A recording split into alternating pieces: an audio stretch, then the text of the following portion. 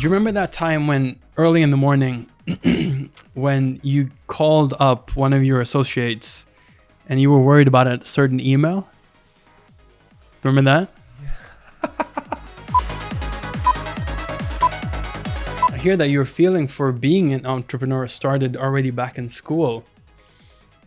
You had a bit of a magazine business going on? See, how did you find out about that? Are we talking about the same thing? I think we're talking about the same thing. But you can tell me and I can tell you if that was what I was thinking about. No, if I tell you, then you've... Let's say it was something that you sold that then you had to go and refund people. John Askew, how much money can you fit up your bum? Oh my God.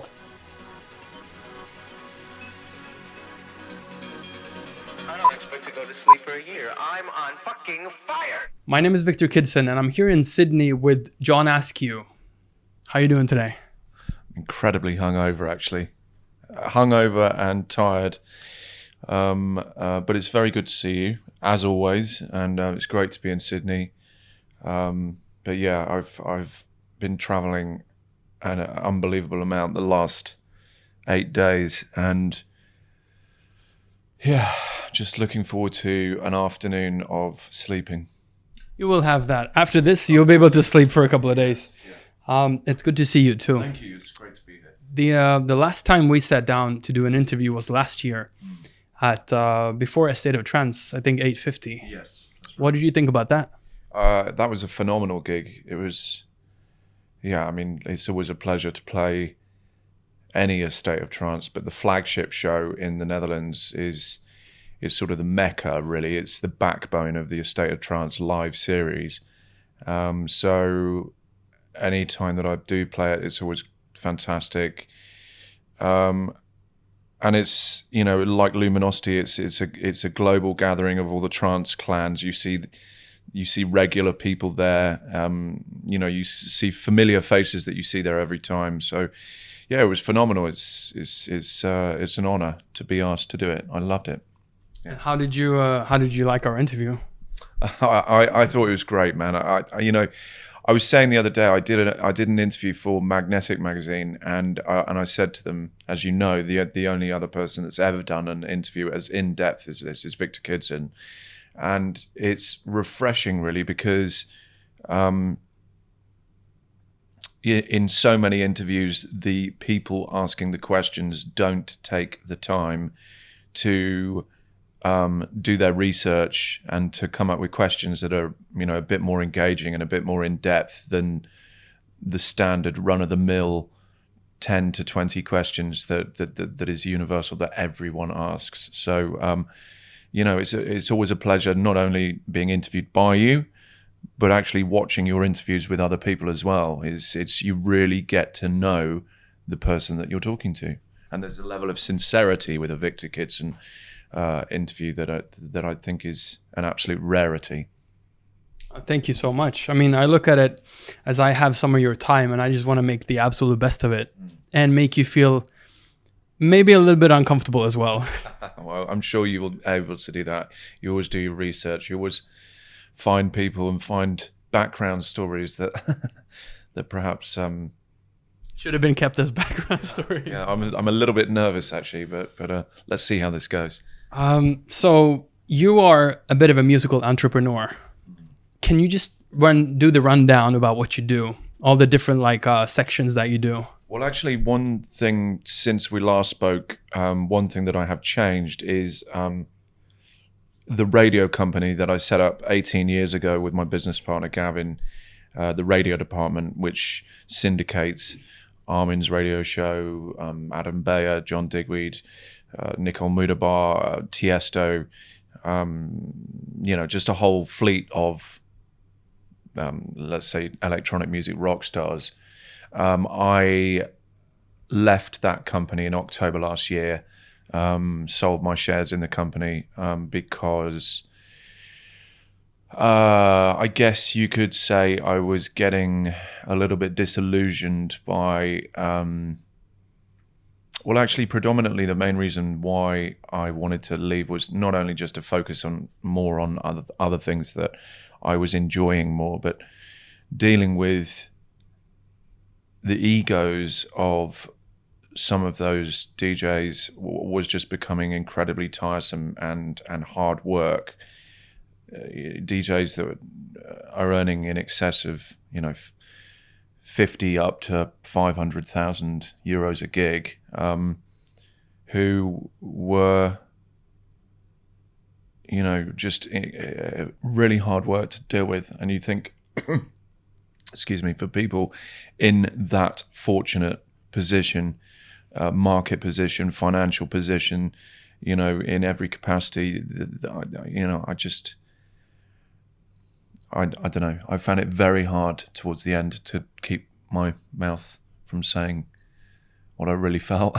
So I just thought it was time to bow out. I'm not someone that believes that anyone should ever waste any time doing a job that they don't enjoy, and I started to really not enjoy that. So to go back to your question, I'm no longer part of the radio department. I run Stadium Artists, which is a management company that manages Simon Patterson, Will Atkinson, Greg Downey, myself, obviously AA Meeting, which is my band with Activa, and I'm just about to sign Sam Jones as well.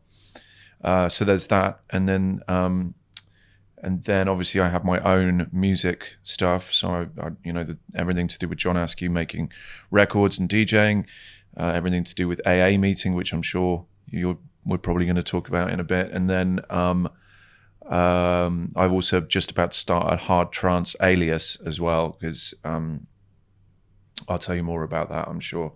And then the other thing is obviously running 3 record labels from our office: Seven, which you know about, Deep in Thought, which is a new label that is focusing on vocal trance, and although I'm sort of toying with the idea of perhaps changing that a little bit, because it was quite an ambitious suggestion that there would be enough unbelievably strong, iconic, potential anthems, vocal records, that we could sustain a healthy and regular release schedule. So we might change that to just be more of a uplifting trance label potentially. And then the third label is Will Atkinson's label, Victims Helpline. So yeah, that's it. In a nutshell, that's everything that I'm doing at the moment. And I'm also slightly involved in a sort of co-management of a more pop end of the electronic scale spectrum, artists from the Middle East as well, helping write a more diverse selection of records as well, and being involved in a creative capacity, sort of branding, imagery, messaging and stuff like that, which is something that really interests me. Branding is something I love doing. So yeah, that's everything. If we go into like the entrepreneurship, I hear that your feeling for being an entrepreneur started already back in school. You had a bit of a magazine business going on. See, how did you find out about that? Are we talking about the same thing? I think we're talking about the same thing. But you can tell me and I can tell you if that was what I was thinking about. No, if I tell you, then you've... Let's say it was something that you sold that then you had to go and refund people. Was that what you were thinking of as well? So I'll tell you what happened. Wow, I'm impressed. That's deep research.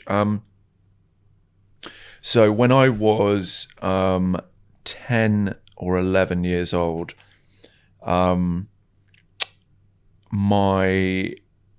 woke up one night in the middle of the night at my parents' house, and the house was full of smoke.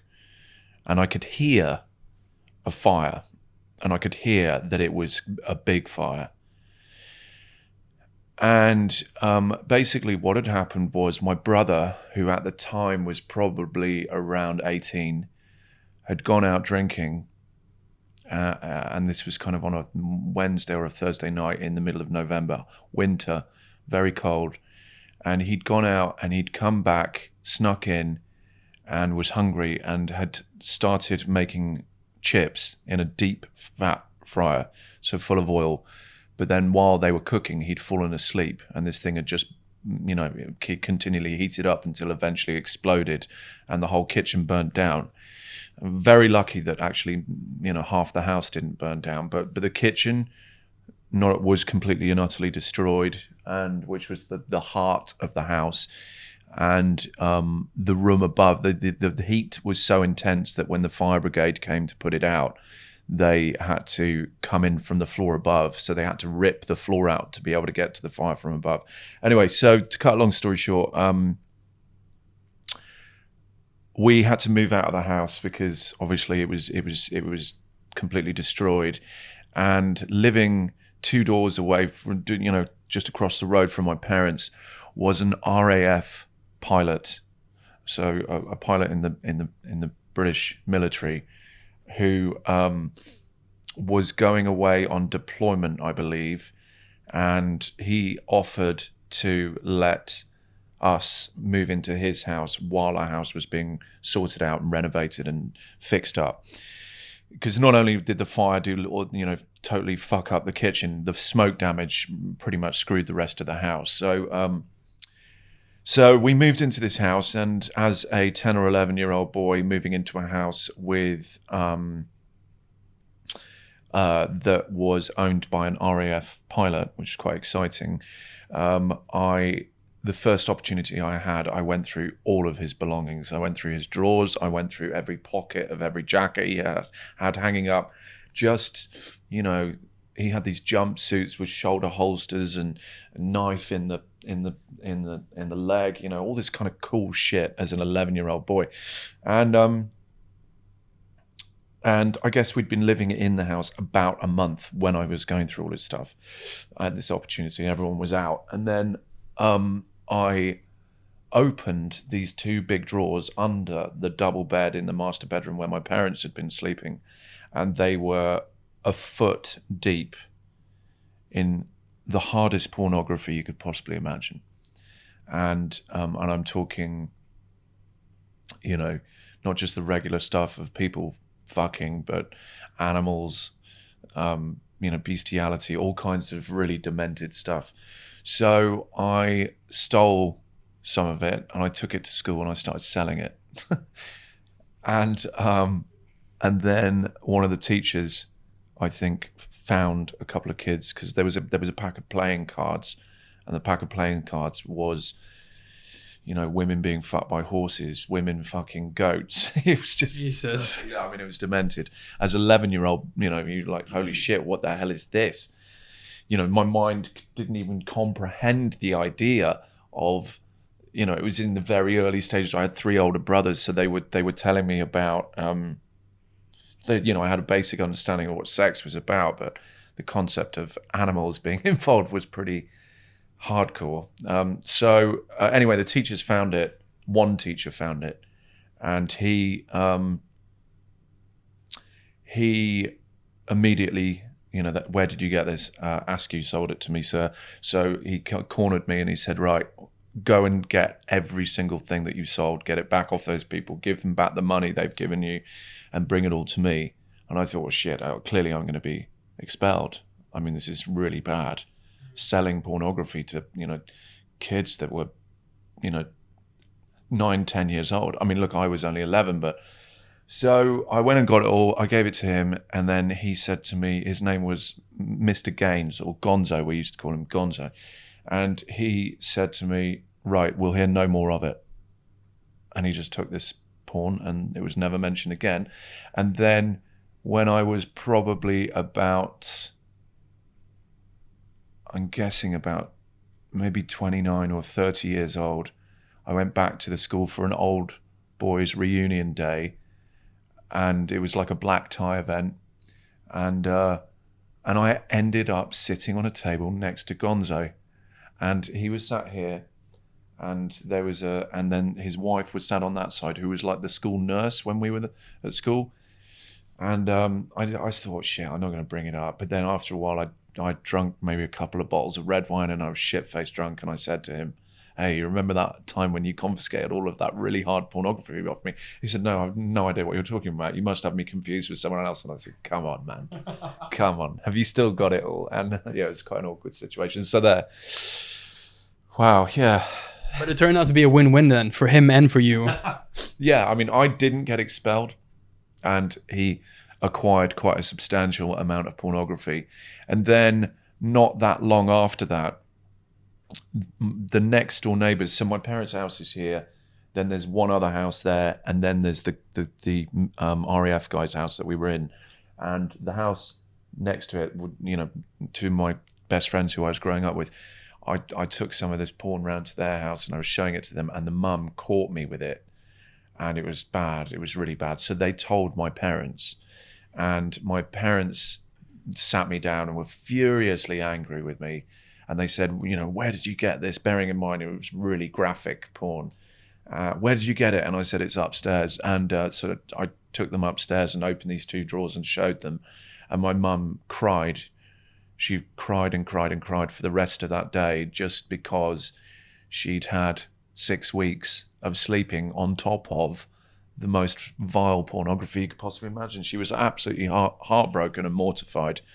But anyway, it's a funny story to look back on now, though. It is a funny story. As we're on the topic of pornography as well, I thought we'd continue on one more thing. Do you remember that time when early in the morning when you called up one of your associates and you were worried about a certain email? Remember that? Yeah. So he told me about this, and yes. He said that it's better that you tell the story yourself. All right, so, wow, straight in with it, Victor. Okay, so Sam Rispin, who works in our office, he's kind of my right-hand man in the office. He's an absolute legend. And he's also my kind of tech support when anything goes wrong with anything online or to do with my computer or anything. So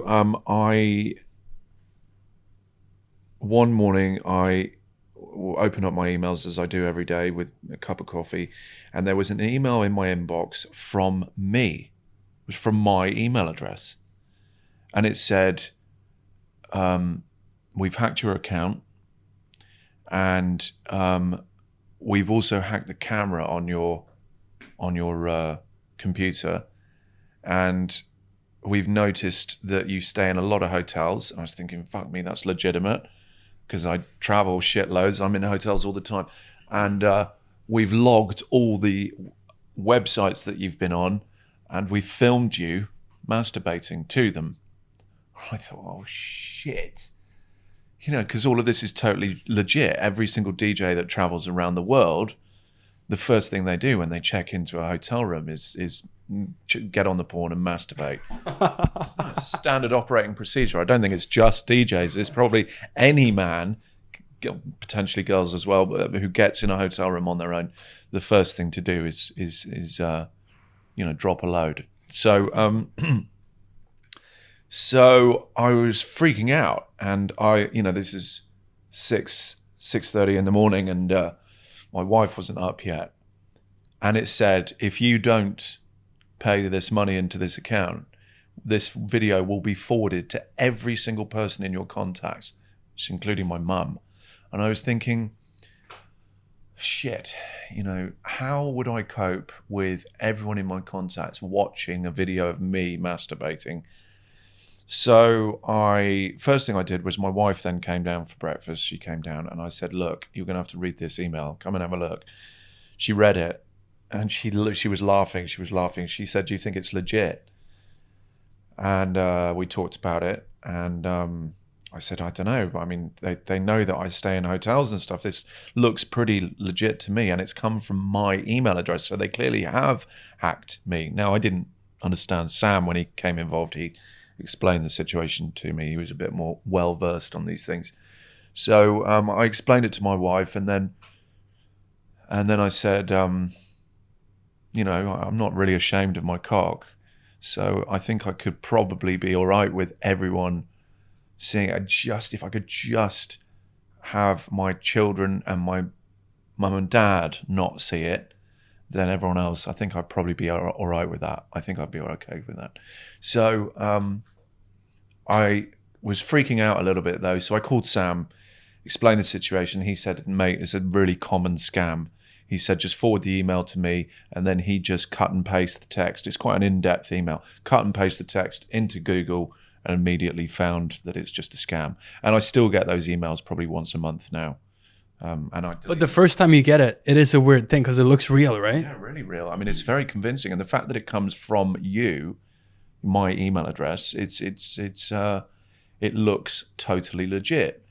But what I did straight away was I got a very small piece of electrical tape and I put it on the camera of my computer so that I can now wank with absolute confidence that there isn't someone on the other side of the planet enjoying that show. That is a funny story as well, though. Yeah, thank you. So I thought after all this would become a little bit more innocent, I guess. Okay. So one thing that we talked about in the previous interview was Paddington 2, the movie. Yeah. I don't remember why we talked about it. There was something. What was it that happened?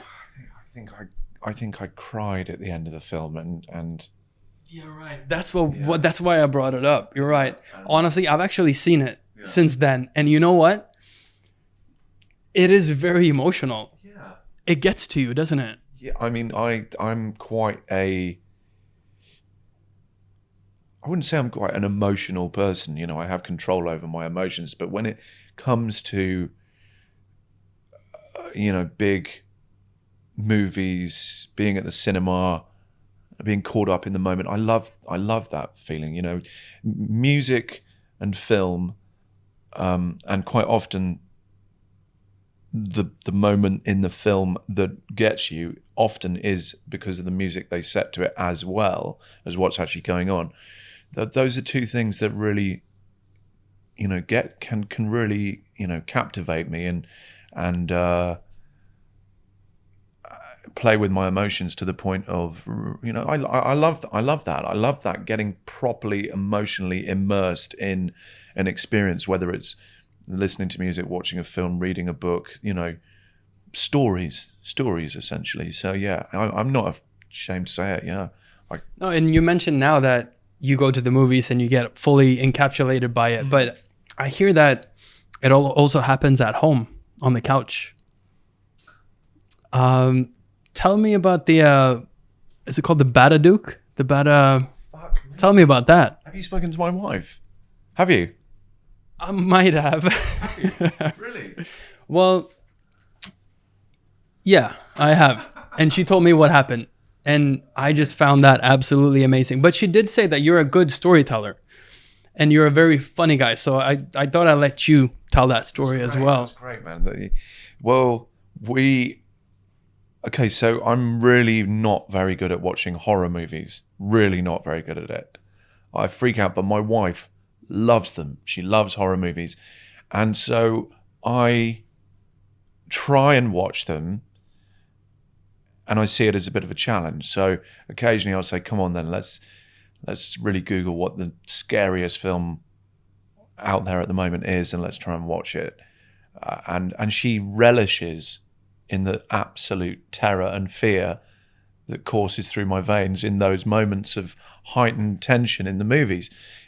So we were watching the Babadook, and I don't know if you've seen that. I've seen the cover of it, and I didn't want to see more of it because it looks very... I don't like scary movies either. I mean, on reflection, it's not as bad as some of the other shit she's made me watch, but it's scary, and it certainly has moments where it's terrifying. It's the suspense, it's the build up to something happening that's always the blind fear. But the character is a character from a book, and he's called the Babadook, or the book's called the Babadook, I can't remember.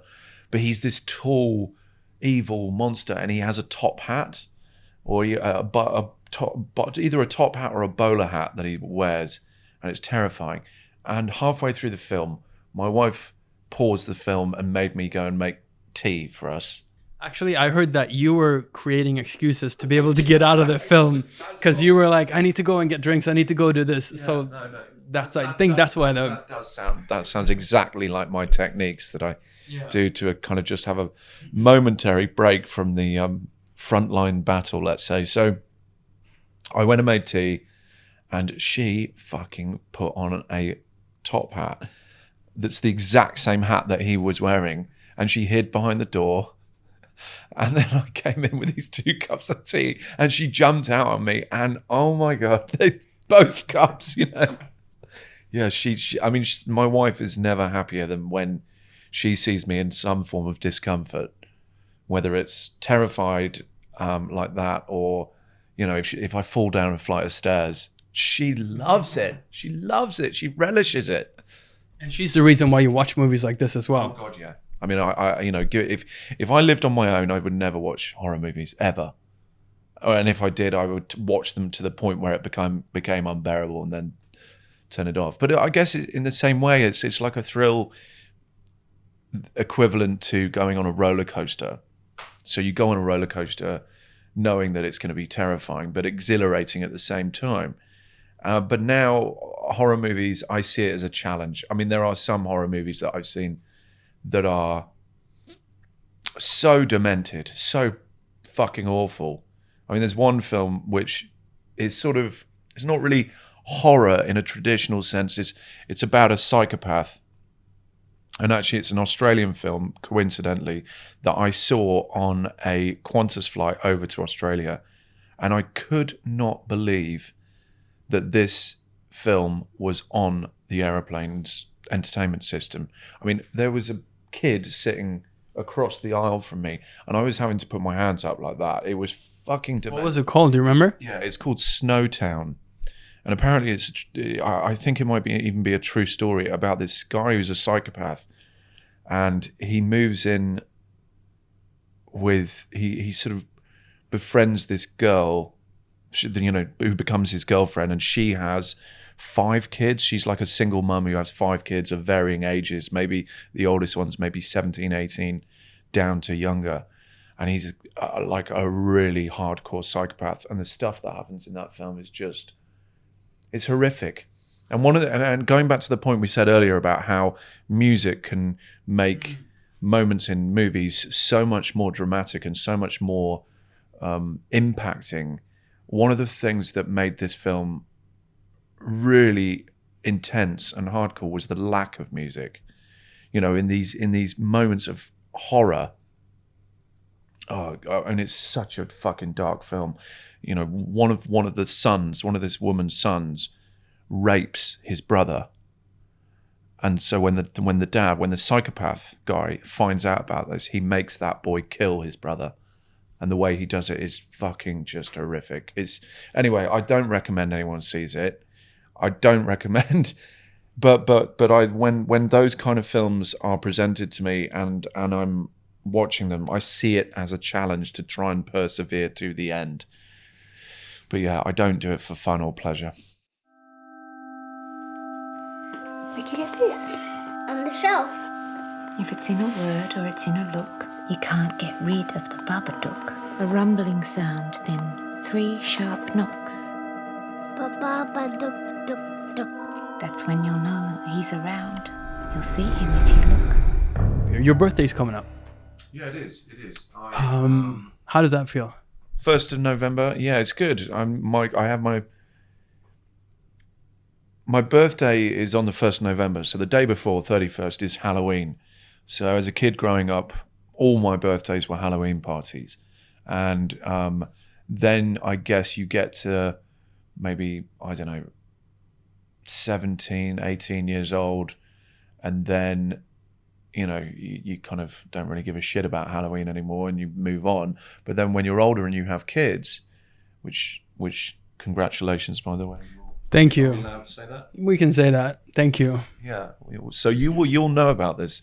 You know, Halloween becomes a magical time again.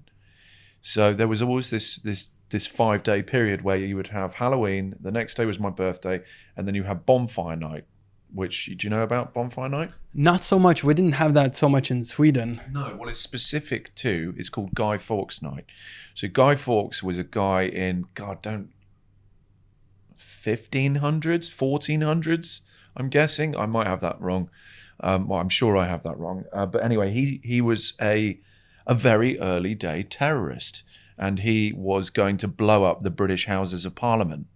So on the 5th of November, remember the 5th of November, gunpowder, treason and plot. So every 5th of November in the UK, we have bonfire night, which is you set up a big bonfire, you put a guy on the top of it. I think a lot of people don't do that now, but I like the tradition where you build a person, like a scarecrow, which is Guy, and you stick him on top of the fire and you burn the fire and you let off a load of fireworks. So those 3 things within a 5-day period was a very exciting thing as a kid. And now with my kids, it's great. It's a great period. So this year, though, I'm actually Halloween, I'm going to be playing in Belfast, and then I come home for my actual birthday on the 1st, and then on Saturday I go to Manchester for my sort of birthday party at Joshua Brooks, playing a 7-hour open to close. So yeah, I'm very excited about that period. I mean, I love the whole Halloween thing. And it's slightly frustrating that I'm not going to be home with the kids for trick-or-treating, but at least I get the build-up, and my wife goes to town on decorating the house. She's very, very creative, very, very artistic. But even though you're not a fan of scary things, you still love the Halloween. Yeah, I mean, there's terrifying things, and then there's following, your kids around, or all the kids in the village where we live running riot, dressed as ghouls and ghosts and vampires and werewolves, and running around taking sweets off people. I think there's something magical in that. There's nothing scary about that whatsoever. So. It's a positive thing. For birthdays, do you ever reflect back on your life or your age or where you are at the moment? Not really. No. I mean, I'm not really a person that spends a great deal of time looking backwards. No, I embrace whatever comes. I love going forward. I'm comfortable with where I am in my life.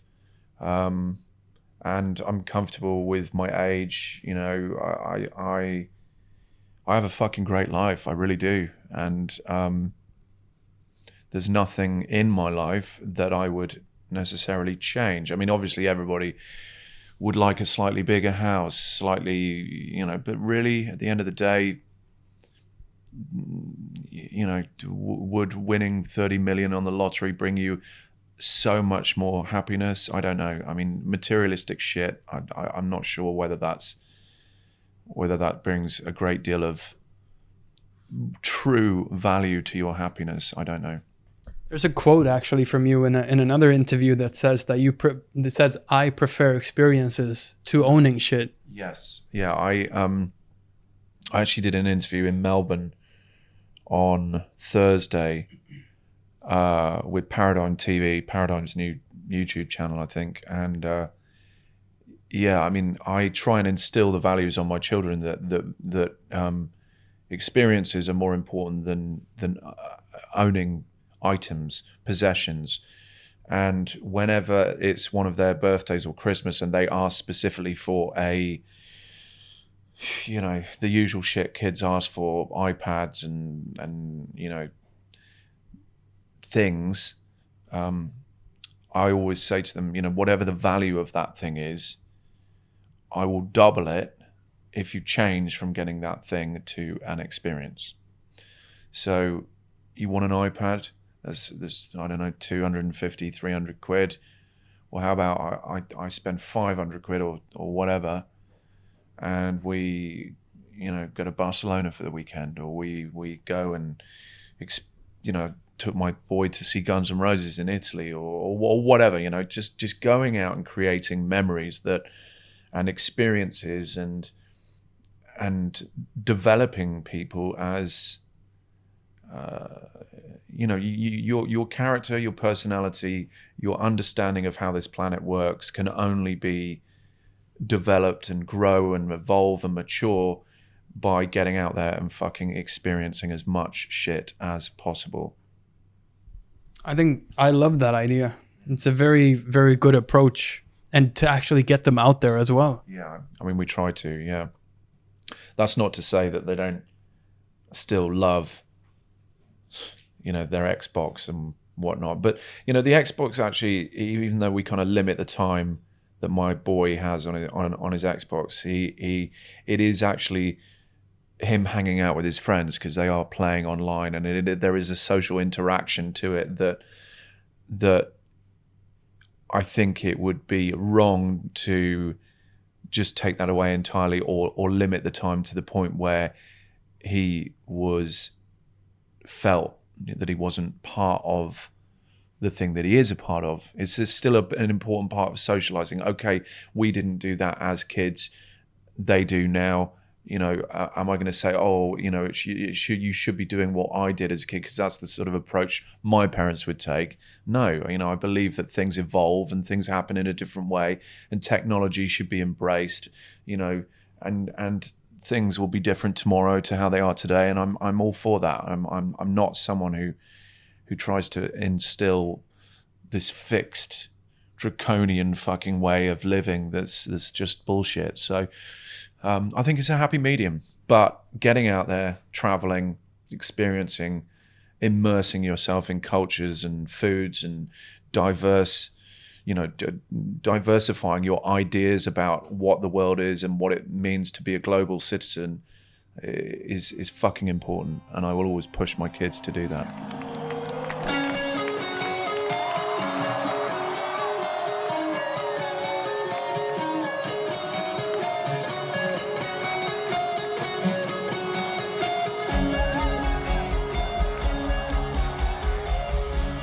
You are a family man as well with everything that you do. How hard is that to balance on a day-to-day basis with everything that you do? It's very hard. It's very hard. I do have a constant battle with myself. Am I being a good enough father? Am I there enough? Am I being a good enough husband? Am I contributing enough to the house, to the relationships with the 3 other people that I live with? I am a workaholic. I do work outrageously long hours. I do absolutely fucking love work, and I'm obsessed with it.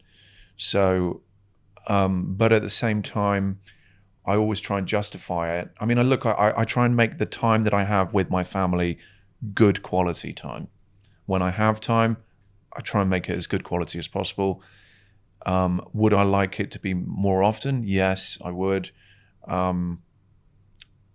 But at the same time, I could be in the military. And if I was in the military, I'd be away for 9 months, not 2 weeks or whatever it is.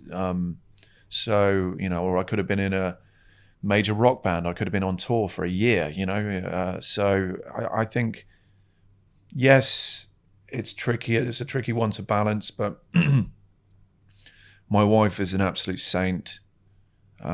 She's my best friend, and we have an amazing relationship, and she's very, very understanding, and she's a rock. She holds it down at home when I'm away.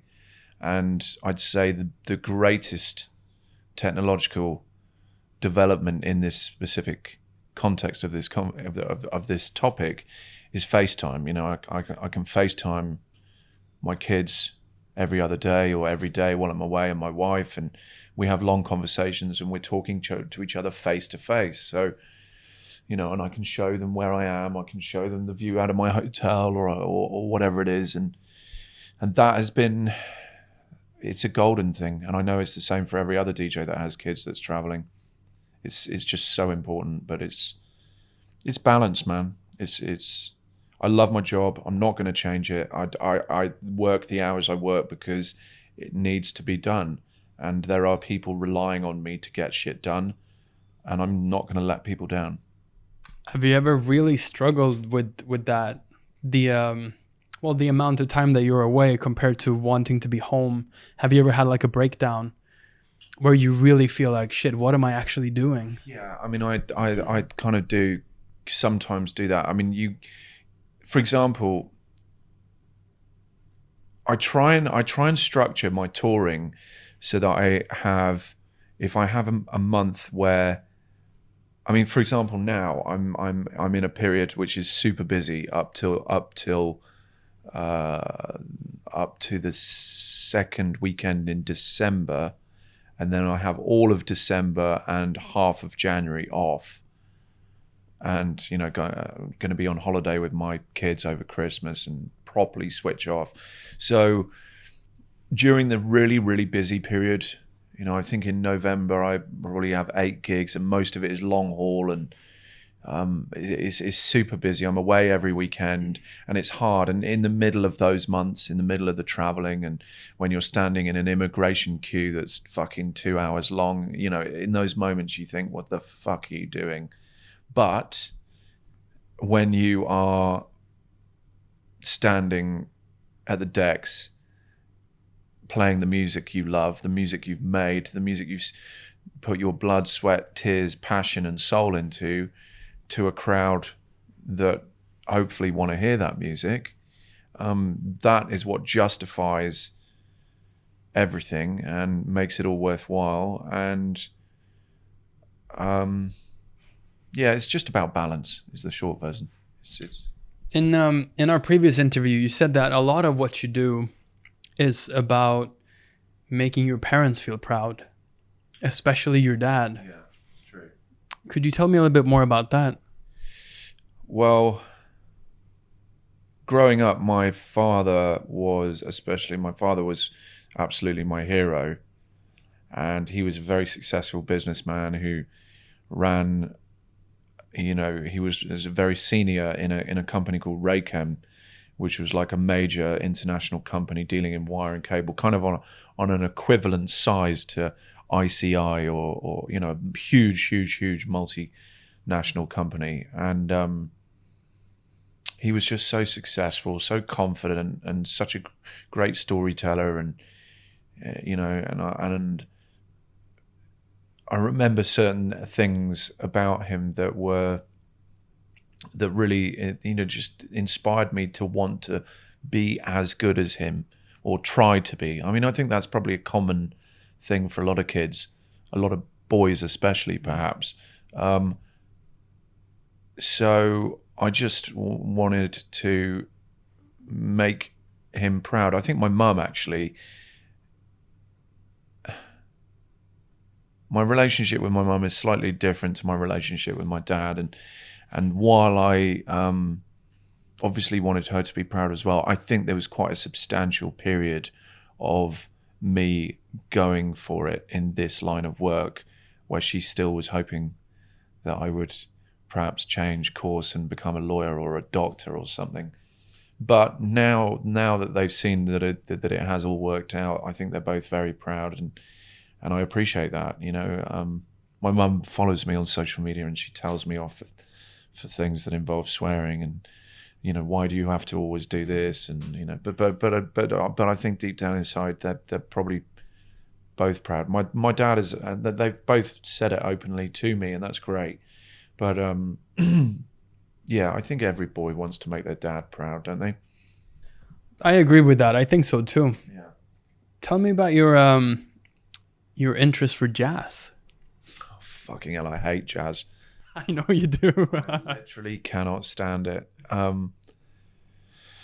My dad goes to a monthly jazz club. I hope he doesn't watch this, because I'd hate for him to think, I have to sort of pretend to quite like it, because I go with him whenever I can. It probably works out that I go maybe 5 times a year to his monthly jazz club.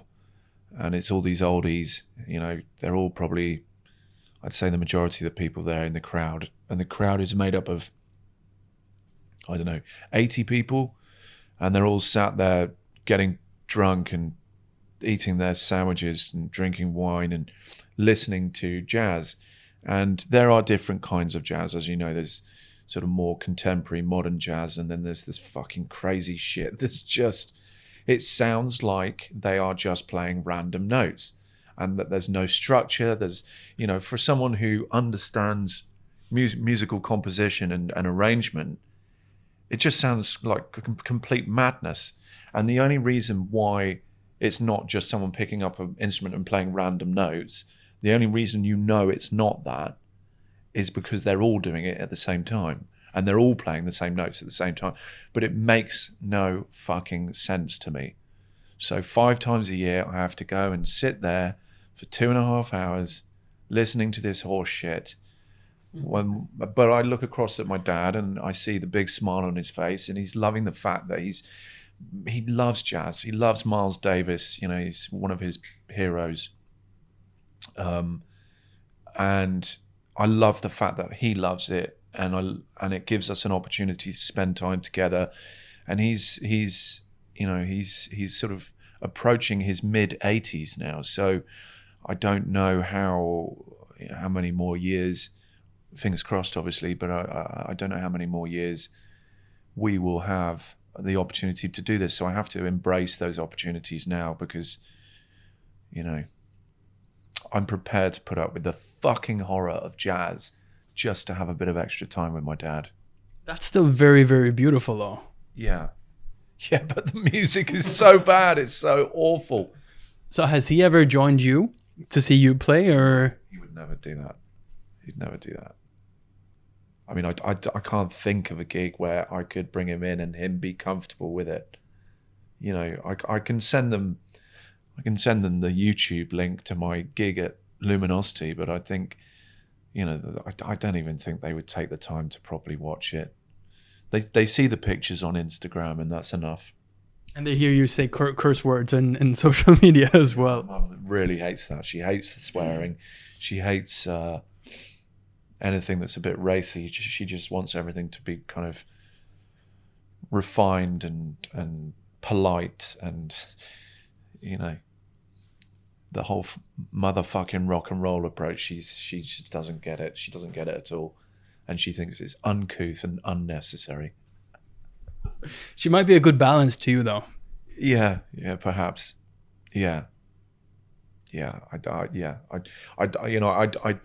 are certain things that when I put them up on my social media, because look, my social media is as much about entertaining people as informing them. You know, I don't want to just say, come to this gig, buy this record, you know, blah, blah, blah. I want my social media feed to be entertaining as well. You know, I want it to have an element of humor, which hopefully that comes across. But my sense of humor and my mum's are so fucking far apart that it's very rare that I put something up that I put up to be funny that she goes, oh yeah, that was really funny. You know, no, not very often. Speaking of your family, you lost your brother. This year. And there was a big emotional post on social media about that as well. What happened? He was an alcoholic, and to cut a very long story short, he just lost his battle with booze, and he'd had a very troubling few years. You know, his marriage had completely gone to shit, and he had, I mean, there's a lot to the story that's maybe a bit too personal to talk about, but he, in the end,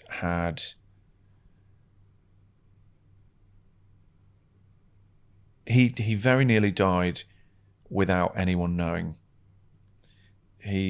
For the last 6 months of his life, he was living in a at his own choice, this is what he wanted. He was living in a rented room at a pub, and he was happy, really happy there, because his marriage had broken down, and he was essentially not able to go home to his house, obviously, and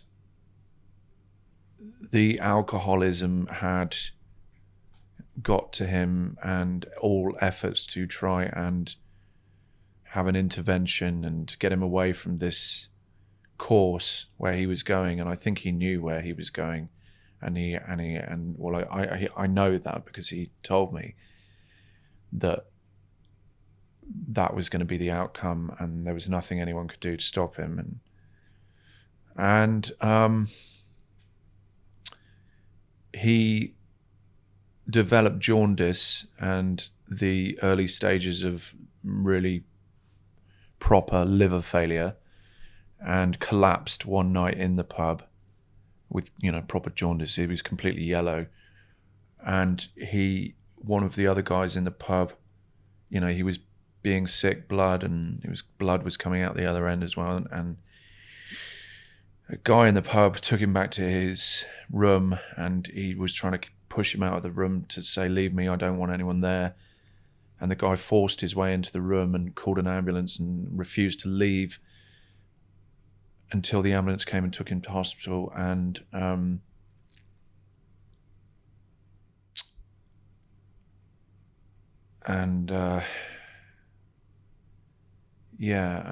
thank God that he did that, because otherwise he would have died that night. And when he got to hospital, they took blood tests, and he was delirious because he hadn't slept for days because of the pain he was in. His leg had swollen up to literally twice the size, and they thought he had deep vein thrombosis.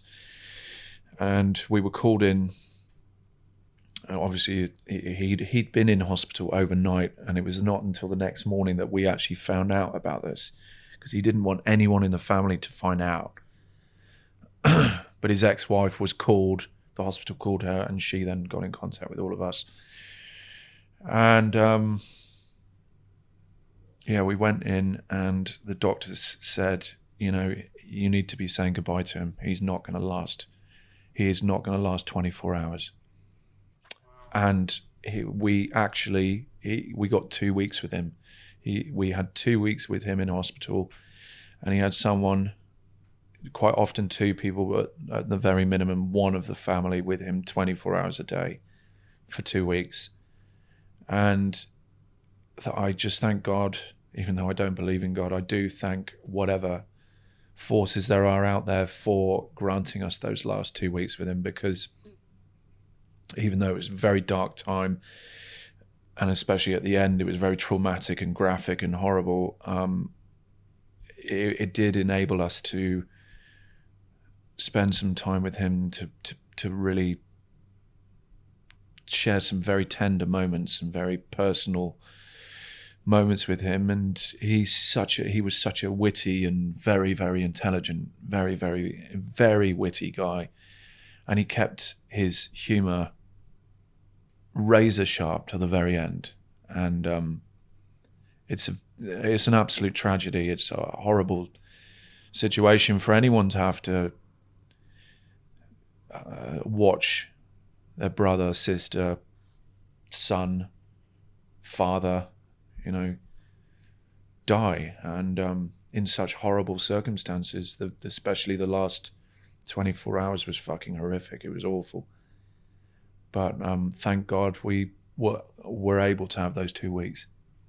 He was talkative those 2 weeks, and you could speak to him, and Of course, yeah, absolutely. what did you talk about? How did you approach the whole situation? How did you talk to your brother? Well, the first 3 days that he was in there, he didn't sleep. He was in so much pain, and he hadn't slept for 3 days before he came in. So the 6 days of not having slept, and he hadn't eaten for a week either. And they were trying to get him to eat. He couldn't eat. He was being sick. He was going to the toilet constantly, shitting a lot of blood. But those first 3 days that he was in there, he was hallucinating really badly because of the sleep deprivation, because of everything. And he didn't know where he was. He wasn't compos mentis. So the doctors had explained to him in that 3-day period what the synopsis was. And that is, you're probably not getting out of here. But when he then started to stabilize and then started to get these blocks of never longer than an hour, but he might have 5 or 6 blocks of an hour of sleep in each 24-hour cycle, or maybe even more. But he was starting to get asleep, and therefore he was starting to get back to in his mental state, was starting to get back to who he was. The issue was that he clearly couldn't remember the synopsis that the doctors had given him. So here he was thinking he was getting better when, so when one of the doctors came in and abruptly told him, so obviously, you're dying. And he just took the sheet. He didn't realize. He said, "What are you talking about?" He said, "We know you're dying," meaning we've already told you this. And he just took the sheet and he just pulled it up over his head. It was fucking horrible, man. But, we talked about everything. We talked about life. We talked about one of his big loves, fishing.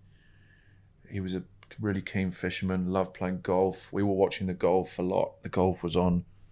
So we were watching, Tiger Woods, and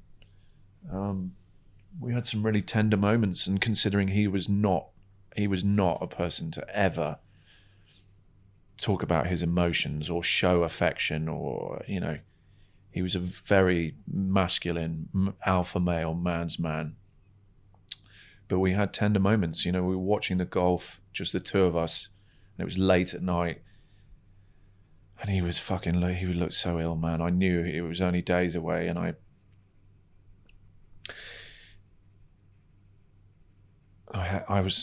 held his hand.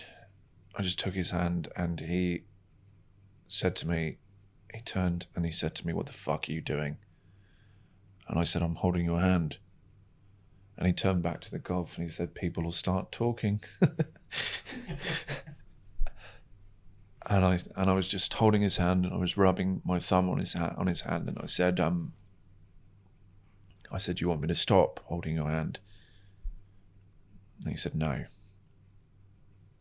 And, he just knew what was coming. Yeah, it was the worst 2 weeks. But in a way, thank God for them, because he could have died in that pub that night. And it's just a fucking tragedy, man. Yeah, something that's... So, a little part of me died then as well.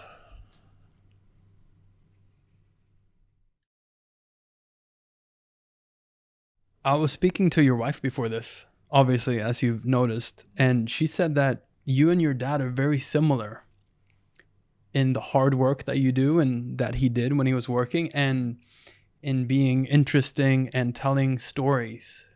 How do you look at the similarities between you and your dad? I think she's absolutely right. I mean, I love telling stories, but I grew up in a house where my dad was a phenomenal storyteller. He always used to hold court. My parents used to have these epic dinner parties with all their friends, and the booze was flowing, and he would tell these phenomenal stories that were great, and it kind of rubbed off. And yeah, going back to what we were talking about earlier on, I've always aspired to try and be as cool as I thought my dad was, as cool as I think my dad is. He was my hero as a child, and I always wanted to be able to have the qualities that he had, that all his friends found so engaging. And so yeah, I think she's right.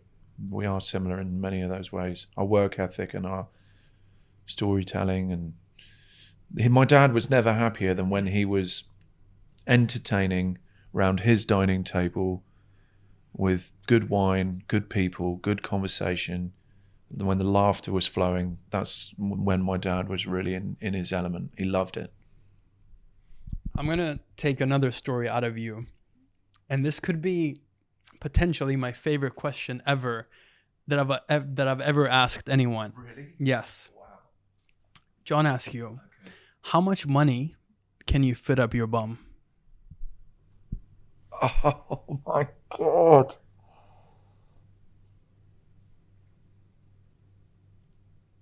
Did my wife tell you this? Or did Sam tell you? No, your wife did, but she never told me the backstory of it. So she said, ask him that and he'll tell you the backstory of it, and you'll find out live like this right here in Sydney today. Fucking hell. I pray to God my mum doesn't watch this.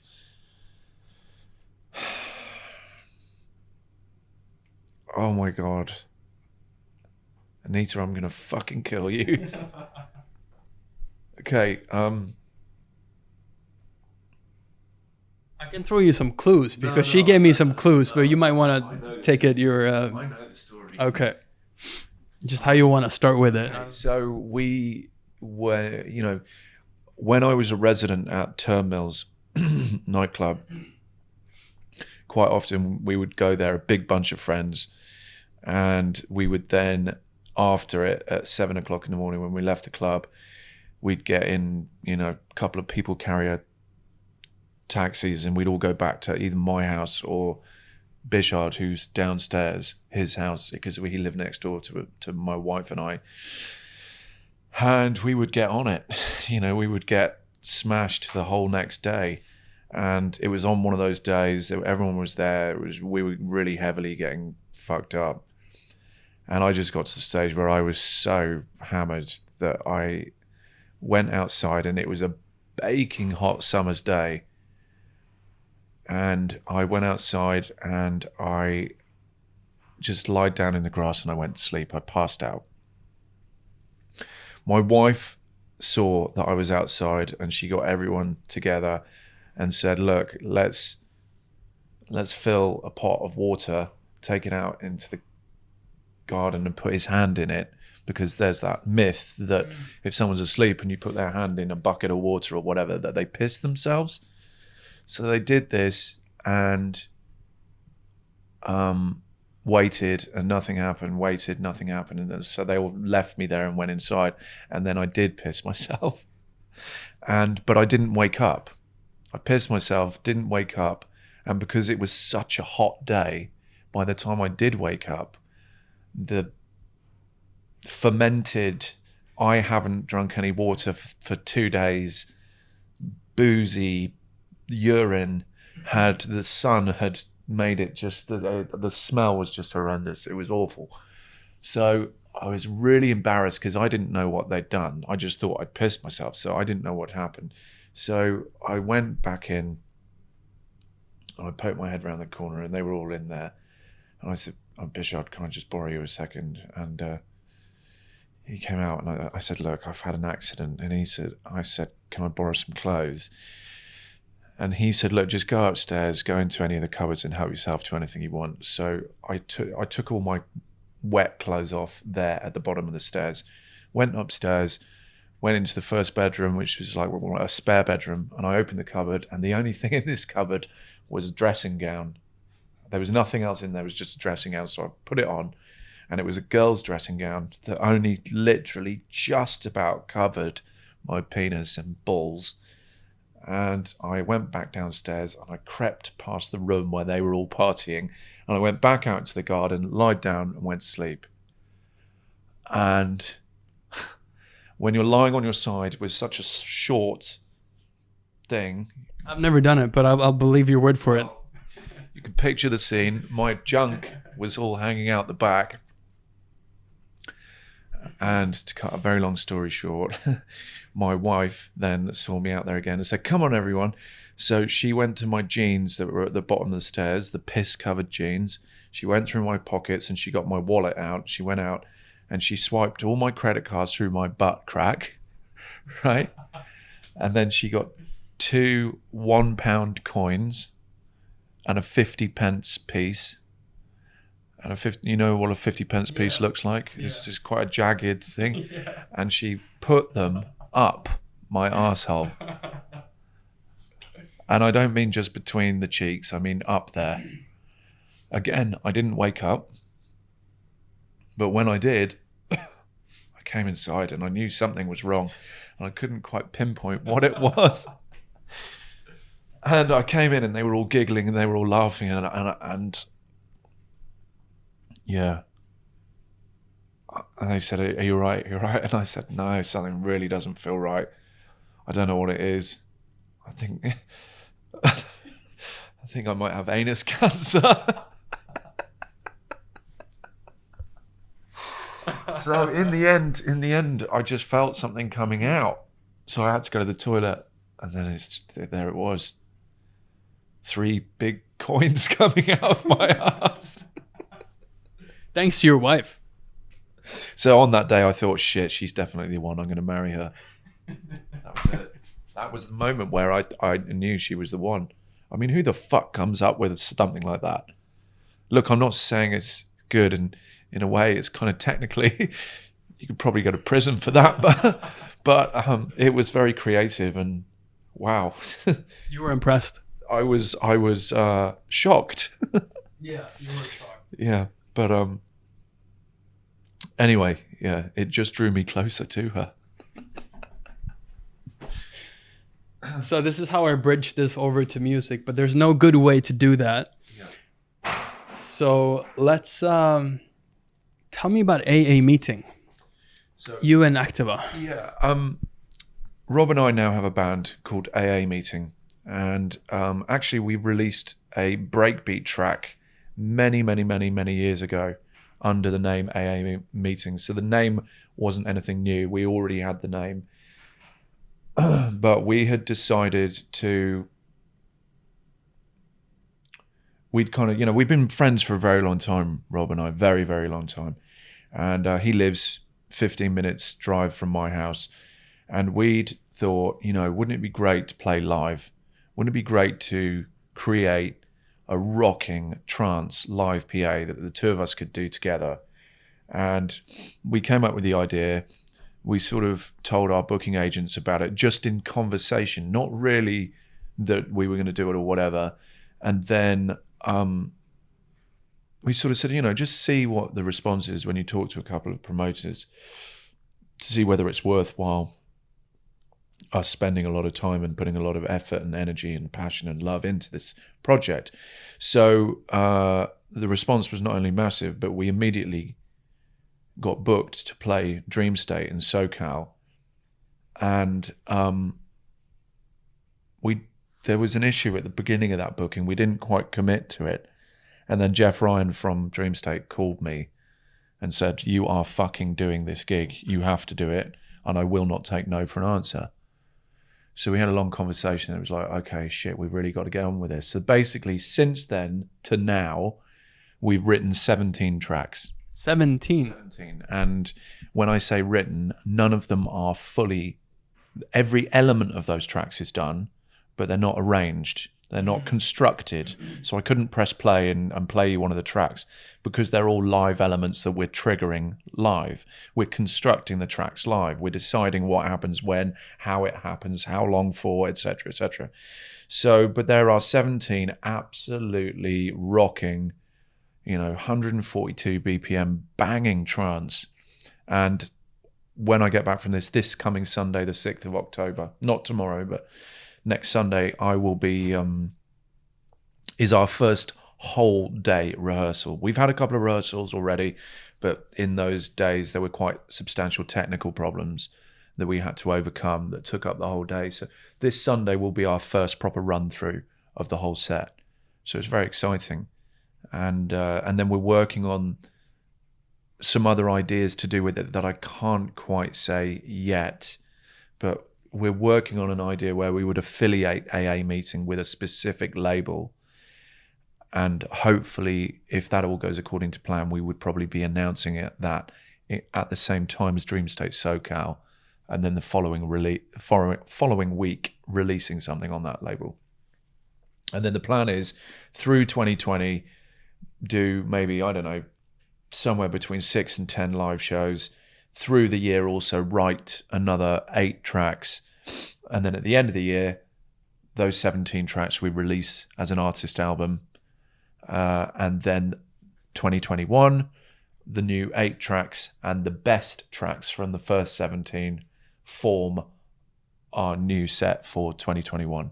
That's kind of the plan. That's what we're working on at the moment. It's super exciting. I'm loving doing it. I'm loving, Rob and I always have a great time working in the studio together. He's such a cool guy, and there's no bullshit with him. He's totally, down to earth. He's a salt of the earth guy, proper northern lad. But I love it. We really gel off each other, bringing our respective sounds to the table. And yeah, I think as long as everything goes according to plan, touch wood, this set is going to fucking blow people's minds.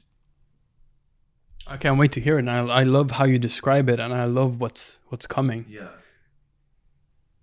Wow. Yeah, it's big riffs, really big riffs, big trance riffs. It sound great on a big system. So yeah, I'm excited to actually get back and get stuck in now. What else can we expect from you in the future right now? Well, I have a collaboration coming out in October with UDM called Manchester, which is a tribute to Manchester, which is now my favourite city to play in the UK. Obviously, I did my open to close there last year, which was just amazing at Hidden, and now that's going to become an annual thing on my birthdays, and now I'm doing it at Joshua Brooks. But also we had 7 at Victoria Warehouse in February. So there's this really great love affair that's starting with Manchester, and so that track is a tribute to that. Then in November I have a remix of Adam Ellis and Ellie Lawson, a track called An Ember in the Ashes, which was originally released on Carnage, on Brian's label, and I was doing a remix of it to release on Carnage, but then there were 2 complications. The first was that there was a sample that Adam Ellis hadn't cleared in the track, which was a vocal sample, and the label, while they granted, okay, all right, we'll let you off for the original that you've already released, they didn't agree to allow any further remixes to be done. And it was a sample that I then tried to get another vocalist to re-sing, to do differently, to change the lyric, and it just didn't sound as good. So I thought, fuck it, I'm just going to keep it for my sets. But then as I was playing it and the crowd reactions and everything, I just thought, no, man, this has to come out. So many people are asking for it. But then in the end, when I was sort of talking to Brian about it, and I said, look, should we really put some effort into trying to persuade them to clear that sample? In the end, he said, look, there's something else in the track that I want you to change, because it's a sound that he didn't like. But I loved it. And it's, just differences of taste, I guess. So it was lost, and the project went to shit. But then in the end, I just thought, hang on a second, why don't I just fucking release it on Deep in Thought? I licensed the track off Carnage, so the track appears courtesy of Carnage, put it out on Deep in Thought, and Deep in Thought is distributed by Black Hole Recordings, so I asked Arnie to clear the sample directly with Raz Nitzan, and he did so. And it was a little bit touch and go, really, because Raz and I had a little incident in the past, which, if he's watching this, I apologize for it, because it was entirely my fault. And I did apologize for it online, but I sort of did a tongue-in-cheek social media post, because I'm John Askew and that's what I do. But he was actually really cool about this. He granted permission. So that's coming out in November. I'm working on a collaboration with Sean Tyas for the Unconscious Festival 2020 anthem. I have a new single coming up on 7 before the end of the year called All Day, All Night, All Night, All Day. And I also have a remix of my favorite 140 track of all time, Second Sign, Ipanema Girls, that's going to be coming out soon on Skullduggery. And then I am also really far into, and here's an exclusive for you, my new alias, hard trance alias, which is called Nothing But Rockets. So I'm working on a lot of material for that as well. How is that going to sound? Is that going to be the classical hard sound, or how is that going to be hard trance? What I played in the last hour of my 9-hour set at Luminosity, that is the sound, basically. So I'm doing a lot more reworks. I've started working on a couple of originals as well. I mean, I played a lot. I basically played a 160 hard trance set last night in Sydney. And so I was road testing a lot of this material.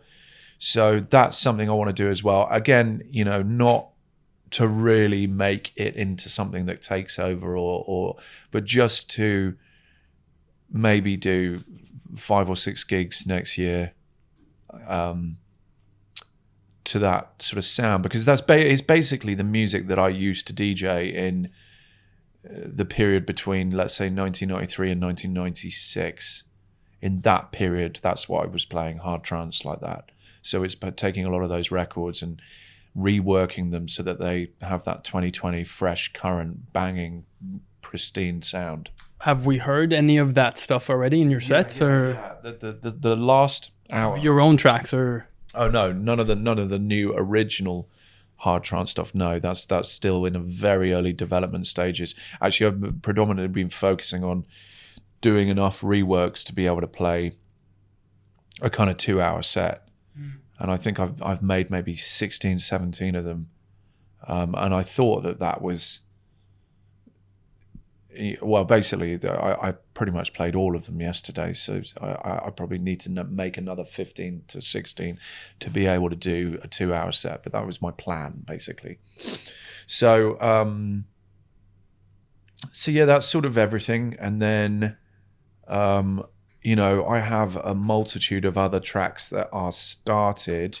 In fact, I've got one other track called Carried Away, which I've put to one side at the moment because I thought, you know, perhaps I need to start putting tracks to one side for an eventual artist album, a third artist album, which I've been threatening to do for a while. But, you know, you put so much time into making a record, then as soon as you finished it, you just want to release it.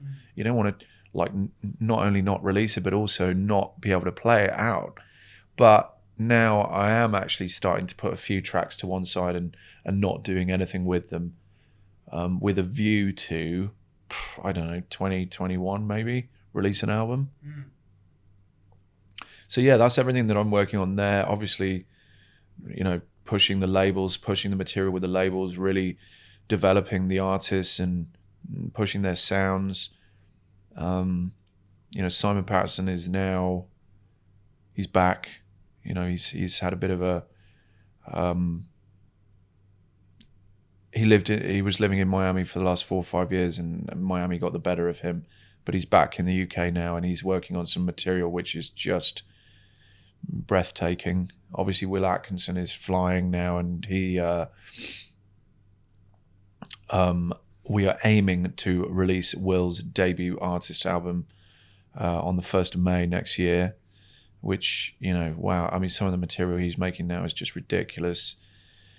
And yeah, I mean, all the guys, Greg with Skullduggery. I mean, Greg Downey's current music at the moment is, I think Skullduggery is probably, you know, obviously, you know, 7 is probably but you know, but it is one of the most consistent and reliable and fucking awesome tech trance labels out there.